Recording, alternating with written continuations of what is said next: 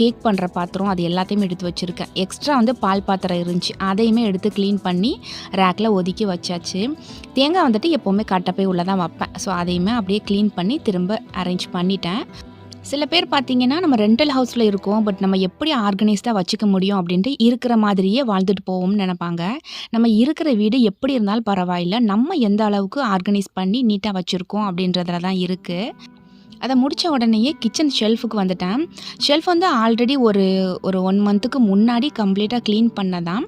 அதனால நான் சும்மா லைட்டாக தண்ணியில் மட்டும் துணியை தொட்டுட்டு மேலாப்பில் நான் தொடச்சி விட்டுக்கிறேன். நம்ம வந்துட்டு டீப் க்ளீனிங் தான் பண்ணி ஆகணும் அப்படின்னு அவசியம் இல்லை. நம்ம நீட்டாக தான் இருக்குது அப்படின்னா சும்மா லைட்டாக மேலே மட்டும் தொடச்சி விட்டால் எடுத்தால் போதும். ஏன்னா கிச்சனில் ஒரு ரேக் க்ளீன் பண்ணிட்டேன். இப்போ ஷெல்ஃபை க்ளீன் பண்ணாமல் விட்டேன்னா எனக்கு அப்படியே மனசு குற்ற உணர்ச்சி மாதிரி ஃபீல் ஆகும். இது நம்ம இன்னும் க்ளீன் பண்ணாமல் வச்சுருக்கோமே அப்படின்ட்டு. சரி கையோடு இதையுமே க்ளீன் பண்ணிடலாம் அப்படின்ட்டு அதையுமே நீட்டாக அரேஞ்ச் பண்ணியாச்சு. ஒரு